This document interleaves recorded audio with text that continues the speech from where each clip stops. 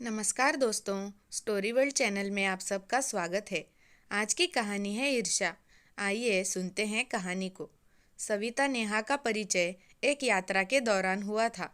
उससे पहले वो कभी नहीं मिली थी। एक ही दफ्तर में काम करने के कारण उन दोनों के पति एक दूसरे के घर आते जाते थे, इसलिए वे दोनों एक दूसरे के पत्नियों से भी परिचित हो गए थे। लेकिन दोनों की पत्नियों का मिलन पहली बार इस यात्रा में ही हुआ था। हुआ यूं कि सविता के पति धीरज ने दफ्तर से 15 दिन की छुट्टी ली थी। धीरज के साथ काम करने वालों ने सहज ही पूछ लिया, क्या बात है धीरज, इतनी लंबी छुट्टी लेकर कहीं बाहर जाने का विचार है क्या? धीरज ने सच्चाई बता दी। हाँ, हमारा विचार राजस्थान के कुछ ऐतिहासिक स्थान की यात्रा करने का है। पत्नी कई दिनों से घूमने के लिए चलने का आग्रह कर रही थी, इसलिए मैंने इस बार 15 दिन की यात्रा का कार्यक्रम बना लिया है। सभी ने धीरज के इस निश्चय की सराहना करते हुए कहा, हो आओ, घूमने फिरने से ताजगी आती है। आदमी को साल 2 साल में घर से निकलना ही चाहिए, इससे मन की उदासी दूर हो जाती है। तभी नेहा के पति राजीव ने धीरज से पूछा, क्या तुम्हारे साथ कोई और भी जा रहा है? नहीं, बस श्रीमती जी और मैं ही जा रहे हैं।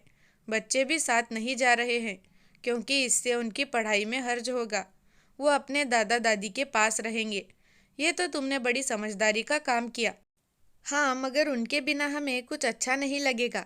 बच्चों के साथ रहने से मन लगा रहता है।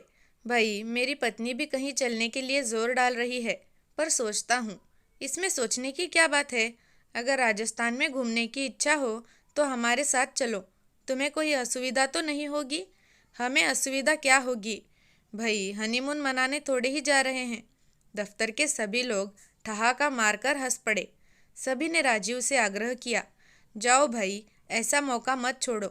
सफ़र में 1 से 2 भले, पर्यटन में अपनों का साथ होना बहुत ही अच्छा रहता है। राजीव को ये सलाह जच गई।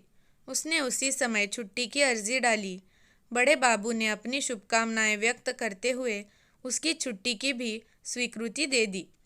इसलिए दोनों दंपतियों का साथ हो गया। रेलवे स्टेशन पर दोनों जोड़ों का जब मिलन हुआ तो सविता ने नेहा से कहा, देखिए, एक ही शहर में रहते हुए भी हम अभी तक नहीं मिल पाए। नेहा ने मोहक मुस्कान के साथ जवाब दिया, अब हम लोग खूब मिला करेंगी। पिछली सारी कसर पूरी कर लेंगे। इस यात्रा में सविता और नेहा का बराबर साथ रहा। रेल और मोटर में तो उनका साथ रहता ही था। वे लोग जहाँ ठहरते थे वहाँ भी कमरे आसपास ही होते थे। इस सफ़र में नेहा और सविता को एक दूसरे को देखने समझने के खूब मौके मिल गए।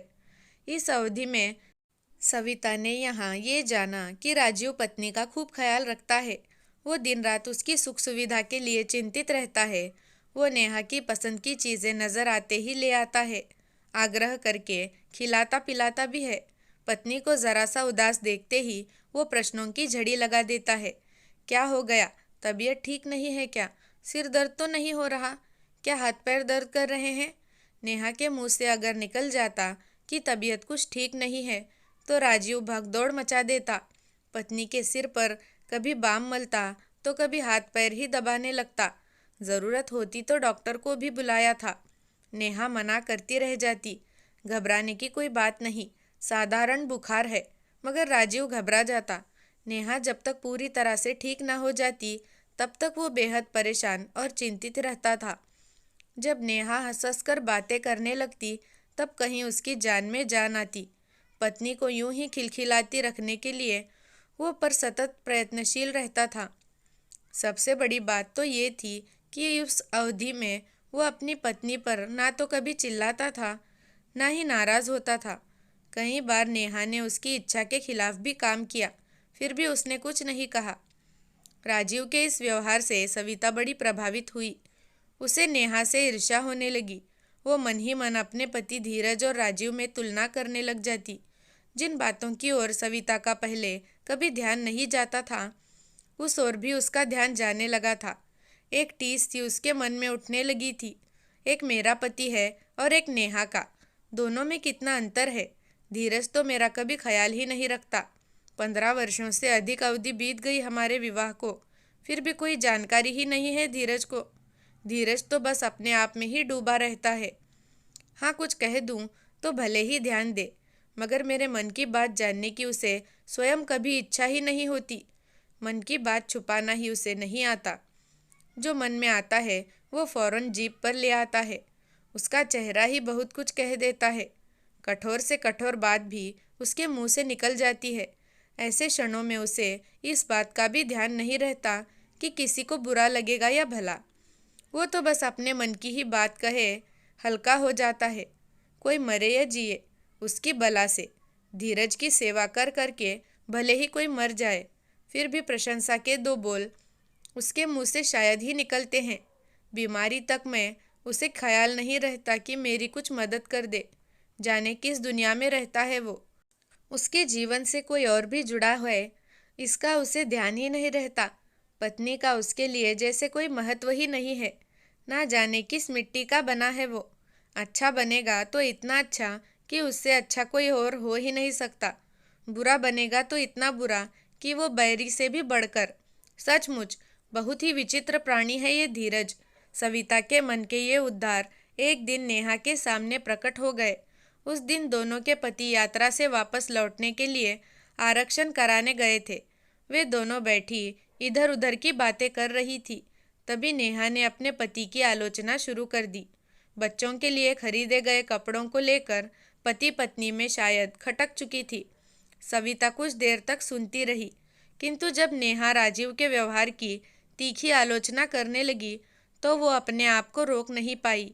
उसके मुंह से निकल गया, नहीं, तुम्हारे पति तो ऐसे नहीं लगते।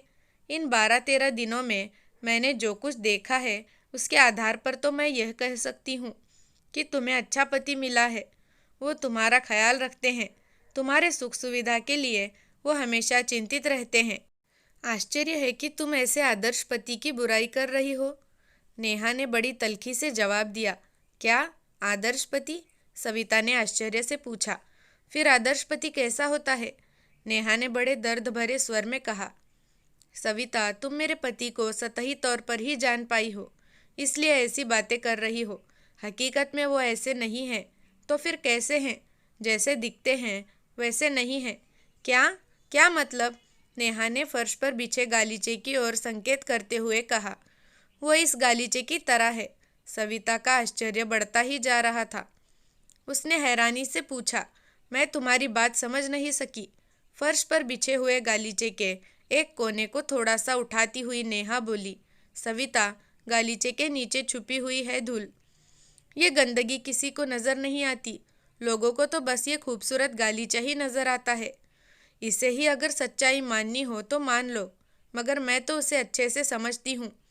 जहाँ ऐसा कोई धोखा नहीं है। सविता, मुझे तुमसे ईर्ष्या होती है। तुम्हें कितना अच्छा पति मिला है, अंदर बाहर से एक सा। सविता नेहा को देखती ही रह गई। उससे कुछ कहते नहीं बना, किंतु धीरज के प्रति उसे नई दृष्टि प्राप्त हुई थी। सारे दोषों के बावजूद उसे धीरज बहुत अच्छा लगने लगा। सविता के मन में उसके प्रति जैसे प्यार का ज्वार उमड़ पड़ा। इससे दोस्तों हमें ये सीख मिलती है कि हम जिसे जैसा देखते हैं वैसा ही उसे समझ लेते हैं, लेकिन वो असल में कैसे हैं ये बात हम उसका बाहरी स्वभाव देख कर नहीं जान सकते। इसलिए जो हमें मिला है उसी में खुश और संतुष्ट रहना चाहिए, ना कि दूसरों से ईर्ष्या और जलन करके अपनी ज़िंदगी को बर्बाद करना चाहिए।